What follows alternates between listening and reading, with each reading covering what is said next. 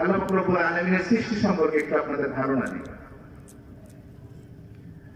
আমরা যে পৃথিবীতে বসবাস করি এটা সৌরজগতের একটি গ্রহ। আমাদের পৃথিবীটা তুলনামূলক অন্যান্য গ্রহের চেয়ে ছোট, মাত্র 20 কোটি বর্গ মাইলের এই পৃথিবী। এই পৃথিবী সৌরজগতের একটি গ্রহ। আরো অনেকগুলো গ্রহ আছে যেখানে নেপচুন, প্লুটো, ইউরেনাস, বৃহস্পতি, মঙ্গল, এরকম অনেক গ্রহ আছে। এর মধ্যে সবচেয়ে বড় গ্রহ হলো বৃহস্পতি। সবগুলো সূর্যকে কেন্দ্র করে। আমি আপনাকে এখানে এগুলো বলে কি বলতে চাই? এগুলো বলে যেটা বলতে চাই সেটা হলো মাওলাই কারীম এই যে আমরা পৃথিবীতে বসবাস করি, এই পৃথিবীর ব্যাপারে তিনি কি তথ্য দিয়েছেন? কেমনে খুঁজে পাবো যে একজন সৃষ্টিকর্তা, একজন আবিষ্কারক আছেন, একজন স্রষ্টা আছেন? কেমনে খুঁজে পাবো? এই পৃথিবীতে আমরা কি দেখলে বুঝতে পারবো? প্রথমেই দেখেন এই পৃথিবীটা কেমন। প্রত্যেকটি গ্রহের একটা আকৃতি বিজ্ঞান দিয়েছে। পৃথিবীর আকৃতি দিয়েছে যে এটা ডিমের মতো বা কমলা লেবুর মতো গোলাকার। আপনারা জানেন না এটা? পবিত্র কোরআন আল্লাহ পাক রব্বুল আলামিন বলেন, ওয়াল আরদু বা'দা যালিকা দাহাহা, এই জমিনটাকে আমি দাহাহা ডিমের মতো, ওয়া ওয়াসাআহা ওয়া মাদ্দাহা বাইদাতুল লিসুকনা, বাইদাতুল মানে ডিম, ডিমের মতো আকৃতি করে আমি পৃথিবীটাকে সৃষ্টি করেছি। এটা কোন সময় বলেছেন? আজ থেকে ১৫০০ বছর আগে। আজ থেকে ১৫০০ বছর আগে মাওলাই কারীম এমন একজন ব্যক্তিকে দিয়ে এই কথা বলিয়েছেন যিনি কোনো প্রতিষ্ঠানে শিক্ষা অর্জন করেন না। তার মাধ্যমে বলিয়েছেন। এটাও একটা মুজিজা। প্রতিষ্ঠানে শিক্ষা অর্জন করলে এটাও বলতো সবাই যে তিনি তো অনেক মেধার অধিকারী ছিলেন, এই জন্য তিনি চিন্তা ভাবনা করে এটা তিনি বের করেছেন। এমন কাউকে দিয়ে বলাবো যিনি প্রতিষ্ঠানে কোনোদিন পড়াশোনা করেন না, যিনি বইয়ের কোনো ধার ধারেন নাই, কিতাবের কোনো ধার ধারেন নাই, সরাসরি মাওলাই পাকের কাছ থেকে তিনি তথ্য দিলেন যে দুনিয়া সম্পর্কে, পৃথিবী সম্পর্কে তোমাদের ধারণা দিওয়াল আরদু বা'দা যালিকা দাহাহা, যেই পৃথিবীতে আমরা বসবাস করি এটা কিন্তু ডিমের মতো, কমলা লেবুর মতো গোলাকার। এই তথ্য থেকে কি আমি আপনি খুঁজে পাই না যে আমার আপনার সৃষ্টিকর্তা মাওলা তিনি অবশ্যই আছেন? এটা কি পাওয়া যায় না? এটা পাওয়া যায়। আর আশ্চর্য হয়ে যাবে, এই পৃথিবী সূর্য যদি না থাকে, চন্দ্র যদি না থাকে, তাহলে কিন্তু আমরা সবাই এই পৃথিবীতে বসবাস করার মতো কোনো সুবিধা থাকবে না। সূর্য সম্পর্কে পবিত্র কোরআনে কারীমের মধ্যে আল্লাহ পাক রব্বুল আলামিন বলেছেন, ওয়াশ-শামসা সিরাজা, সূর্য হচ্ছে এটার নিজস্ব আলো আছে। সিরাজ বলা হয় বাতি, চেরাগ, যার নিজস্ব আলো থাকে। সূর্যের ব্যাপারে বলেন তার নিজস্ব আলো আছে, এটা চেরাগ, এটা উত্তপ্ত। বিজ্ঞান এটা প্রমাণ করেছে যে সূর্য এটা 3 জিনিসের সমন্বয়ে এটা তৈরি হয়েছে। একটা হলো হিলিয়াম, আরেকটা হলো হাইড্রোজেন, আর আরেকটা অন্যান্য উপাদান। এই দুইটাই গরম। এই দুইটার মাধ্যমে আল্লাহ পাক রব্বুল আলামিন সূর্যকে সৃষ্টি করেছে এবং সে নিজেই জ্বলে। এজন্য পবিত্র কোরআনে তথ্য দিলেন আজ থেকে ১৫০০ বছর আগে যে ওয়াশ-শামসা সিরাজা, সেটা কিন্তু জ্বলে, সেটা কিন্তু প্রজ্বলন ক্ষমতা আছে, সেটা কিন্তু উত্তপ্ত, সেটা কিন্তু অত্যন্ত প্রখর তাপ দেয়।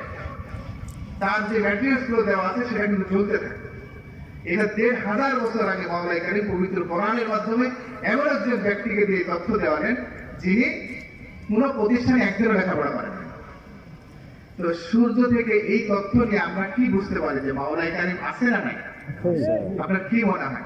এই তথ্য থেকে পরিষ্কার হয়ে যায় না? আচ্ছা, চাঁদ, এর ব্যাপারে কি তথ্য দিয়েছে মাওলাই কারীম? অসংখ্য আয়াতের মধ্যে চাঁদ সম্পর্কে তথ্য দিয়েছেন। ওয়াকামারা মুনীরা, এর অর্থ হলো, মুনীর শব্দের অর্থ হলো নূর, আলো। এর অর্থ হলো, মুনীর শব্দের ডিকশনারির মধ্যে অর্থ রেখেছে যেটা নিজস্ব আলো নাই, অন্যের আলো এর উপরে প্রতিফলিত হয়ে সে আলো ছড়ায়, তাকে বলা হয়, এই প্রতিবিম্ব আলোকে মুনীর বলে। তার মানে নিজস্ব আলো থাকবে না। বিজ্ঞান তথ্য দিল যে চাঁদের নিজস্ব আলো নেই। সূর্যের আলো চাঁদে যখন পড়ে চাঁদের পৃষ্ঠ থেকে সেটা পৃথিবীতে আসে, আর আমরা সেই চাঁদকে দেখে আলোকিত। মূলত তার আলো না, সূর্যের আলো তার পৃষ্ঠে পড়ে সেটা উজ্জ্বল হয়ে আমাদেরকে দেখানো। আজ থেকে ১৫০০ বছর আগে মাওলাই কারীম পবিত্র কোরআনের মাধ্যমে তথ্য দিলেন। তাহলে আমার আপনার কি মনে হয়, এর থেকে পরিষ্কার হয়ে যায় না এই সৃষ্টি থেকে যে মাওলাই কারীম তিনি একজন আছেন? নতুবা এই তথ্য ১৫০০ বছর আগে, যেখানে বিজ্ঞান অল্প কয়েকদিনের ব্যবধানে তারা জানলো, এই তথ্য এতদিনে তারা প্রমাণ করতে পারলো, সেইটা ১৫০০ বছর আগেই পবিত্র কোরআন দিয়ে দিয়েছে। তার থেকে কি বোঝা যায় না, পরিষ্কার হয় না যে মাওলাই কারীম সত্যি আছেন এবং সূর্যের আলোর মতো আমাদের কাছে পরিষ্কার? আরো আশ্চর্য হয়ে যাবে। চাঁদ সম্পর্কে আপনাকে জিজ্ঞেস করবে একটা বাহিনী রাসূল পাক সাল্লাল্লাহু আলাইহি ওয়াসাল্লামের কাছে আসতেছে, চাঁদ সম্পর্কে জিজ্ঞেস করবে। আল্লাহ পাক রব্বুল আলামিন রাসূল পাক সাল্লাল্লাহু আলাইহি ওয়াসাল্লাম জিবরাইলকে পাঠিয়ে দিলেন, যাও চাঁদের তথ্য দিয়ে আসো। তারা জিজ্ঞেস করবে, ইয়াসআলুনাকা আনিল আহিল্লাহ, হে নবী আপনাকে কিন্তু চাঁদ সম্পর্কে জিজ্ঞাসা করা হবে, আপনি কি বলবেন? কুল, আপনি বলে দিবেন, হিয়া মাওয়াকিতুল লিন-নাস ওয়াল হজ, এইটা একমাত্র সময় নির্ধারক একটা যন্ত্র, এটাতে আর কোনো কাজ নেই। রাসূল পাক সাল্লাল্লাহু আলাইহি ওয়াসাল্লাম যখন আসলো, মাওলাই কারীমের সেই পবিত্র কোরআনের মাধ্যমে ১৫০০ বছর আগে তিনি তথ্য দিয়ে দিলেন, এইটা কিন্তু সময় নির্ধারক যন্ত্র, আর এটা হজের একটা সময় নির্ধারণ করে, এছাড়া এর আর কোনো কাজ নেই। বিজ্ঞান এটা প্রমাণ করল। আমরা জানি অ্যাপোলো 11 নীল আর্মস্ট্রং 1969 চাঁদে প্রথম তিনি নামলেন। নামার পরে সেখানে দেখলেন যে চাঁদে অক্সিজেন নেই, সেখানে মানুষ বসবাস করতে পারবে না, সেখানে বাতাস নেই, সেখানে মানুষ বসবাস করতে পারবে না, সেখানে পানির কোনো ব্যবস্থা নেই, সেখানে মানুষ বসবাস করতে পারবে না। তিনি সেটা দেখলেন এবং এই তথ্য এসে তিনি দিলেন যে সেখানে আমরা ইচ্ছা করলেও এই দুনিয়ার মতো, যদিও সেটা এই মাটি দিয়েই তৈরি, এই পৃথিবীর যা কিছু আছে সব সেটার মধ্যে আছে, তারপরেও সেখানে বসবাস করতে পারবো না। কারণ দুনিয়াকে মাওলাই কারীম যে সকল উপাদানগুলো দিয়েছেন, যে সকল নিয়ামত গুলো দিয়েছেন, চাঁদের মধ্যে সেই নিয়ামত নেই, অতএব সেখানে মানুষ বসবাস করতে পারবে না। এই তথ্য তিনি দিয়ে দিলেন। আজ থেকে ১৫০০ বছর আগে মাওলাই কারীম চাঁদের তথ্য দিলেন। তিনি আরো দুটা তথ্য দিয়েছেন, চমৎকার তথ্য। সেটা হলো তিনি সেখানে নামার পরে কিছু সুন্দর সুন্দর আওয়াজ শুনতে পেলেন, সুন্দর আওয়াজ শুনতে পেলেন। আওয়াজটা কার সাথে মিলে? তিনি অনেক গায়কের গানের সাথে মিলানোর চেষ্টা করলেন, না, আওয়াজ কারোর সাথে মিলে না।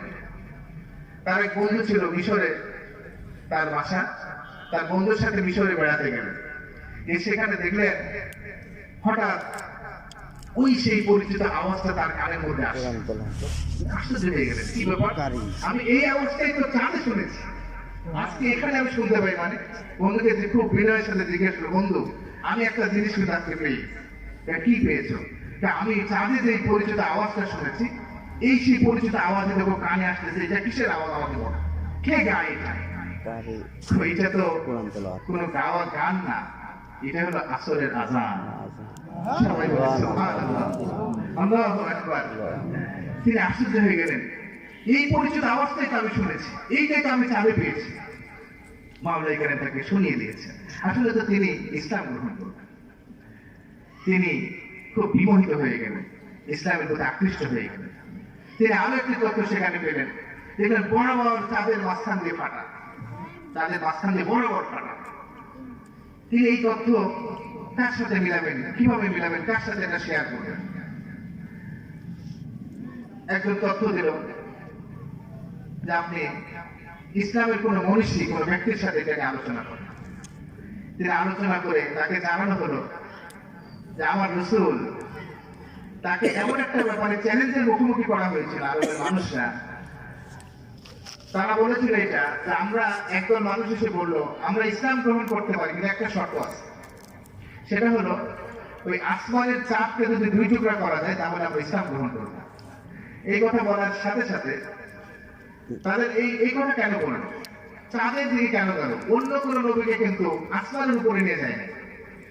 ইনাকে আমাদের নবী, বিশ্ব নবী জনাবে মুহাম্মদ রাসূলুল্লাহ সাল্লাল্লাহু আলাইহি ওয়াসাল্লামকে আসমানে নিয়ে গেলেন কেন? কেন? তারা জানতো যে মুসা আলাইহিস সালামকে জমিনে মুজিজা দেওয়া হয়েছে, তিনি সেটা সক্ষম হয়েছে। ঈসা আলাইহিস সালামকে জমিনে মুজিজা দেওয়া হয়েছে, আরো অনেক নবীকে জমিনে মুজিজা দেওয়া হয়েছে। দাউদ আলাইহিস সালামকে জমিনে মুজিজা দেওয়া হয়েছে, সুলাইমান আলাইহিস সালামকে জমিনে মুজিজা দেওয়া হয়েছে, কিন্তু আসমানে কারো মুজিজা দেওয়া হয় নাই। সেখানে নবী হলেও পারবে না। অতএব আমরা এমন একটা আবদার করবো যেটা রক্ষা করতে পারবে না, নবী হলে অপমানিত হবে। এই চিন্তা চেতনা নিয়ে বলেছে আসমানের চাঁদকে যদি দুই টুকরা করা যায় তাহলে মেনে নেবো আপনি বিশ্ব নবী। রাসূল পাক সাল্লাল্লাহু আলাইহি ওয়াসাল্লাম তো পেরেশান হয়ে গেলেন, এটা কিভাবে সম্ভব? সমস্ত নবীদের মুজিজা তো চলেছে জমিনে, এখন তো আমাকে এরা গড়াশায়ী করার জন্য আসমানে চলে গেছে।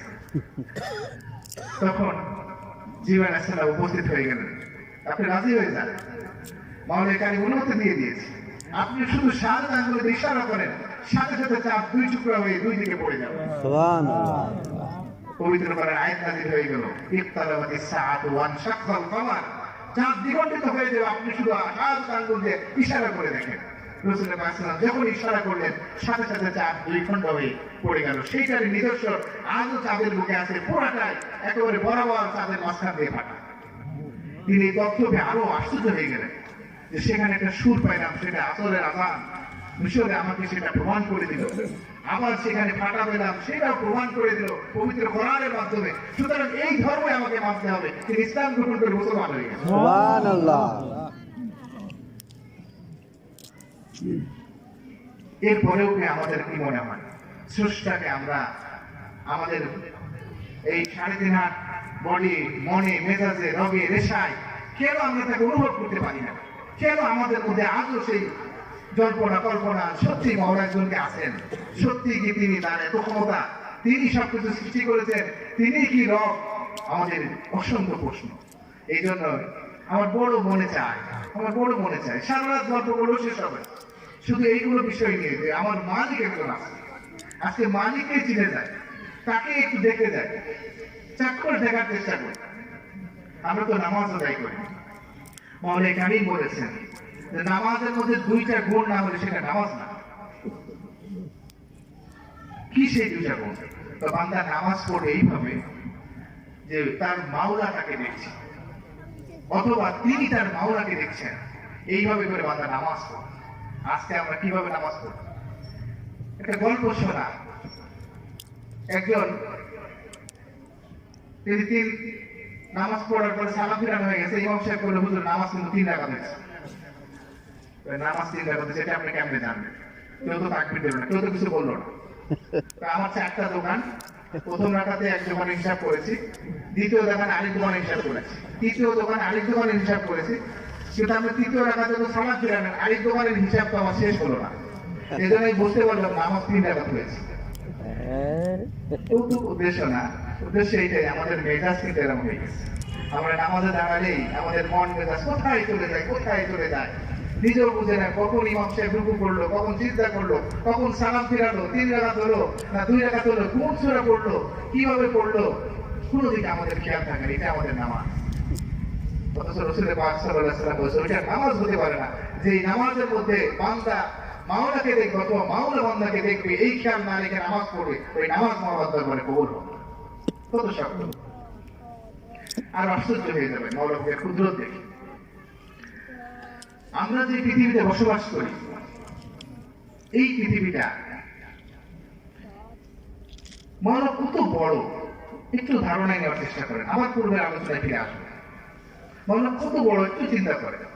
আমরা যে পৃথিবীতে বসবাস করি, 20 কোটি বর্গ মাইলের এই পৃথিবী, এর চেয়ে মাওলা কারীম কি সৃষ্টি করে রেখেছেন, কত বড় তার সৃষ্টি। এখান থেকে আমাদের নিতে হবে যে তিনি কত বড় হয়েছে। আমরা যে পৃথিবীতে বসবাস করি, সৌরজগতের 11টি গ্রহের মধ্যে এটা একটা গ্রহ। এইরকম আমাদের পৃথিবী থেকে যে সকল গ্রহ সবচেয়ে দূরে আছে, সেগুলো হাজার হাজার কিলোমিটার দূরে তাদের অবস্থা। এই সৌরজগতের গ্রহ ছাড়াও আমাদের সূর্য সম্পর্কে জানি যে এটা আমাদের পৃথিবী থেকে 13 লক্ষ গুণ বড়, 13 লক্ষ গুণ বড়। এই সূর্য তাহলে কত বড় আমরা চিন্তা করে দিই, তাহলে সূর্যের চেয়ে বড় মনে আর কিছু নেই। আশ্চর্য হয়ে যাবে যে আমরা যেটাকে দেখতে পাই না, আকাশের চাঁদকে আমরা দেখতে পাই, সূর্যকে আমরা দেখতে পাই, কিন্তু তারকাকে কত ছোট দেখি, এই তারকাগুলো কত বড়। সূর্যকে আমরা কত বড় দেখি, এই সূর্যের চাইতে সবচেয়ে কাছের তারা যেটা, সবচেয়ে কাছের তারা যেটা, সেইটা আমাদের এই সূর্য থেকেও 33 কোটি গুণ বড়। একটু মাথায় নেওয়ার চেষ্টা করেন, 33 কোটি কাকে বলে? 33 কোটি গুণ বড়, সবচেয়ে কাছের যেটা। আর যেটা সবচেয়ে দূরের প্রক্সিমা সেন্ট্রাল, এইটা 4.23 আলোকবর্ষ দূরে। মানে আলোকবর্ষ কাকে বলে?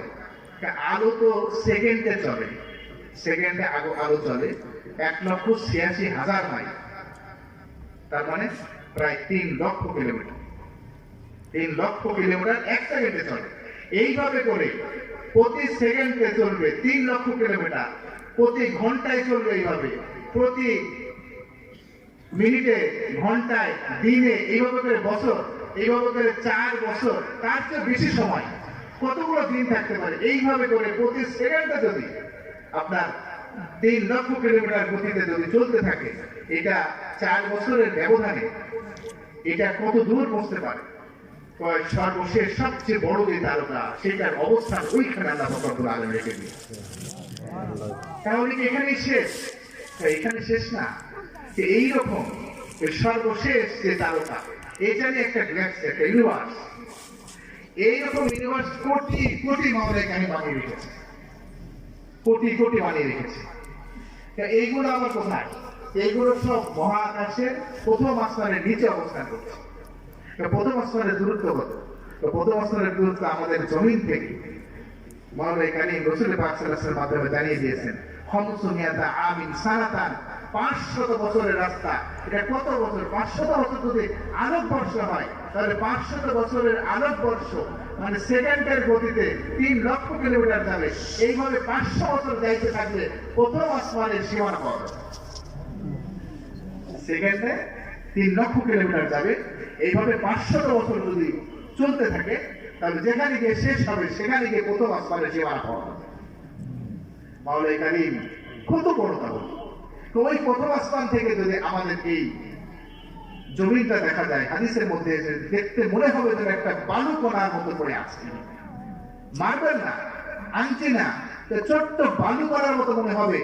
ওই প্রথম আসমান থেকে যদি আমাদের এই পৃথিবীটাকে দেখা যায় কত ছোট, তাহলে মাওলানা কারীম প্রথম আসমান কত বড় বানিয়েছে। তো ওই তুলনায় দ্বিতীয় আসমান থেকে যদি দ্বিতীয় আসমান প্রথম আসমান সহ পৃথিবীকে যদি দেখা যায়, তাহলে দ্বিতীয় আসমান থেকে মনে হবে একটা ক্ষুদ্র বালু কণার মতো পড়ে আছে। এইভাবে করে 7 আসমান থেকে যদি দেখা যায়, আল্লাহর আরশে আজিম থেকে যদি দেখা যায়, সিদরাতুল মুনতাহা থেকে যদি দেখা যায়, সিদরাতুল মুনতাহা আরশে আজিমের সর্বশেষ সীমা, তো সেইখান থেকে তার দূরত্ব কত বেশি? সিদরাতুল মুনতাহা ইনদাহা জান্নাতুল মাওয়া, সেখান থেকে জান্নাতের সীমানা শুরু হয়েছে। তো ওইখান থেকে যদি আমরা সপ্তম আসমান, ষষ্ঠ আসমান, পঞ্চম আসমান, চতুর্থ আসমান, তৃতীয় আসমান, দ্বিতীয় আসমান, প্রথম আসমান, পৃথিবী, 7 জমিন, সবগুলো যদি এক জায়গায় দেখা যায়, তাহলে মনে হবে ক্ষুদ্র একটা বালু কণার মতো পড়ে আছে। তাহলে মাওলানা কারীমের 7 আসমান কত বড়, কত বড় 7 আসমান। তো ওইখানে সিদরাতুল মুনতাহা, সেখানে সীমানা ইনদাহা জান্নাতুল মাওয়া, সেখান থেকে জান্নাতের সীমানা শুরু হয়ে গেছে। তার উপরে কি আছে? তার উপরেই মাওলানা কারীম তার আরশকে সমাসীন করে রেখেছেন। সে আরশের নিচেই মাওলানা কারীম প্রথম জান্নাতুল ফেরদাউসকে রেখেছেন। তারপরে স্তরে স্তরে 7-8টা জান্নাতকে তিনি সাজিয়েছেন। তারপরে ইনদাহা সিদরাতুল মুনতাহা, সিদরাতুল মুনতাহা যে সেখানে শেষ সীমানা গেড়ে দিয়েছেন। এইটাই হলো আমাদের মাওলানা কারীমের সেই কুদরত। আরশে আজিম থেকে যদি দেখা যায়, তাহলে এই 8 জান্নাত, সিদরাতুল মুনতাহা, 7 জমিন, 7 আসমান, 7 মহাশূন্য, সবগুলোকে মনে হবে ছোট্ট একটা বালু কণার মতো পড়ে আছে। আমি আপনি কতটুকু জানি, কি জানি মাওলানা কারীম কত বিশাল, কি সৃষ্টি করেছেন। এই জন্য মাওলানা কারীম বলেছেন, বান্দা তুমি এটা নিয়ে চিন্তা করো, এটা নিয়ে প্রেশার হয়ে যাও যে আমি তোমাকে দ্বিতীয়বার সৃষ্টি করতে পারবো কিনা। তুমি চিন্তা করো না যে আমি বিশাল পৃথিবীকে আবারও সৃষ্টি করতে পারবো। এত বড় বিশাল পৃথিবী সৃষ্টি করেছি, এত বড় ইউনিভার্স সৃষ্টি করেছি, গ্যালাক্সি সৃষ্টি করেছি, সাত আসমানকে সৃষ্টি করেছি, সিদরাতুল মুনতাহাকে সৃষ্টি করেছি, আর জান্নাতকে সৃষ্টি করেছি, আমি আমার আরশকে সৃষ্টি করেছি। আর তুমি কি মনে করো আমি তোমাকে সৃষ্টি করতে পারবো না? এই ব্যাপারে তোমার এত সন্দেহ হয়? মাওলাই কারীম কত বড়, কত বড়! আর আশ্চর্য হয়ে যাবে, শুধু আশ্চর্য আশ্চর্য, সারা রাতও শেষ হবে না, এত আশ্চর্য হয়ে যাবে। মাওলাই কারীম এই সব তিনি তার আরশে আজিম, আটো জান্নাত, সাত মহাশূন্য, সাত আসমান, সাত জমিন, এই সবগুলোকে তিনি একেবারে ইনটেক্ট প্যাকেট করে প্রথমে তিনি এটা রেখে দিয়েছিলেন। আপনারা দেখবেন বিশেষ করে যারা এখানে কাপড় ব্যবসায়ী আছে, অনেক জিনিস আছে আপনাকে ফাঁস করতে দেবে না, রোজ ফাঁস করেন না, এটা আমরা ফাঁস করতে পারি না। আর ফাঁস করতে না পারলে তখন সবাই মনে করে এটা মানে ব্যবহার করা অনেক আগের দেওয়া, এটা রিজেক্ট মাল, কিনতে চায় না। দয়া করে ভাঁজ করেন না, ওই পলিথিনের উপর থেকে দেখে ভাঁজ করলে আমরা দিতে পারবো। মাওলাই কারীম এই সবগুলিকে এক জায়গায় রেখে দিয়েছে, একটা বিন্দু করে, একটা বিন্দু করে রেখে দিয়েছে। বিজ্ঞান এতদিনে তথ্য দিয়েছে যে এইটা কারো ক্ষমতা নেই যে এইটাকে আলাদা আলাদা করে তৈরি করা যাবে। এটাকে এক জায়গায় রেখে একটা বিস্ফোরণ আসবে, যে বিস্ফোরণের মাধ্যমে যার যার জায়গাতে সেটাকে ছিটিয়ে দেওয়া যাবে, অন্যথায় এটাকে প্রতিস্থাপন করা কোনোভাবেই সম্ভব না। আজকে বিজ্ঞানের তথ্য দিচ্ছে। মাওলাই কারীম এই তথ্য পবিত্র কোরআনে কারীমে অনেক আগে দিয়ে দিয়েছে। ফালা উকসিমু বিমাওয়াকি'ন নুজুম, যেমন ভাবে আমি মাওলা এই সবগুলোকে একটি বিস্ফোরণের মাধ্যমে পুরো পৃথিবীকে সৃষ্টি করেছি। বিস্ফোরণটা কি? মাওলাই কারীমের বিস্ফোরণ এটা এমন না যে এমন একটা বিকট শব্দ, এটা না। মাওলাই কারীমের বিস্ফোরণ হলো পবিত্র কোরআনের সূরাতুল ইয়াসিন, ইন্নামা আমরুহু ইযা আরাদা শাইআন আন ইয়াকুলা লাহু কুন ফায়াকুন। মাওলাই কারীম বলে আমার বিস্ফোরণ হলো আমি যদি কোনো কিছু করার ইচ্ছা করি, শুধুমাত্র ইচ্ছা করি, কোন বি হয়ে যা, সাথে সাথে সেটা হয়ে যায়। এটাই হলো আমার বিস্ফোরণ। আমি সবগুলোকে প্যাকেট করে রেখেছিলাম, সাত আসমান, সাত জমিন, সিদরাতুল মুনতাহা, আটো জান্নাত, সাত জাহান্নাম, এই সবগুলোকে আমি এক জায়গায় রেখেছিলাম। সেইগুলোকে আমি একটা বিস্ফোরণ দিয়ে সবাইকে তার আপন আপন কক্ষপথে ছড়িয়ে দিয়েছি। শুধু কোন বলার সাথে সাথে সে আপন আপন কক্ষপথে ছড়িয়ে পড়েছে। বিজ্ঞান এতদিনে প্রমাণ করেছে, আজ থেকে তথ্য দিয়েছে ১,৫০০ বছর আগে। এবং এইটা যে সত্যিকার অর্থে মাওলাই কারীম পারেন তার একটি প্রমাণ রেখেছেন স্টিফেন হকিংস। বেশি দিন আগে মারা যায় না, তিনি এটা তথ্য দিয়েছেন। ব্ল্যাক হোল নামে একটা জিনিস আছে। ব্ল্যাক হোল এত বড় যে এই বিশাল বিশাল তারকা যেগুলোর ব্যাপারে বলা হলো যে সূর্যের চেয়ে ৩৩ কোটি গুণ বড়, সবচেয়ে কাছের চাই। তাহলে এইগুলো এরকম তারকা আসমানে কতগুলো আছে?